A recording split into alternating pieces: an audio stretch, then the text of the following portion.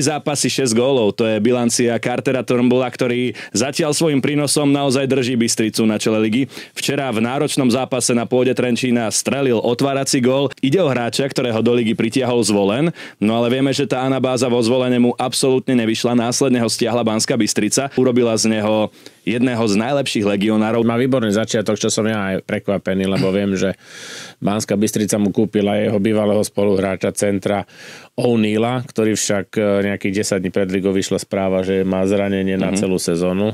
Keď si spomenul tu jeho Zvolenskú anabázu z počutia, viem, že neúplne tam ladila linka Oremus on, ešte v tom čase teda Peter Oremus, tréner Zvolena, ale vidíš, Banská Bystrica v ňom našla momentálne poklad. Keď sa pozrieme na papier, tak naozaj Banská Bystrica ani pre nás nepatrila medzi okruh tých najúžších favoritov na zisk titulu. No a čo mňa najmä zaujalo je pozícia centra, ktorú majú v Banskej Bystrici vyriešenú nasledovne. Miklucha, prvý center, Gron, druhý center, Zigo, tretí a Ondrušek, štvrtý.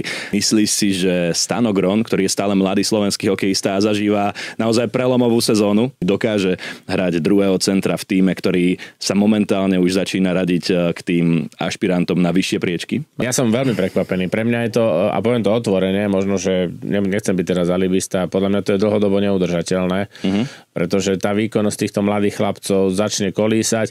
Ja si myslím, že to je také len dočasné riešenie. Ja som si 100% istý, že oni čakajú na to, aj ako sa vyvinú kempy v NHL a pozerajú minimálne po jednom strednom útočníkovi.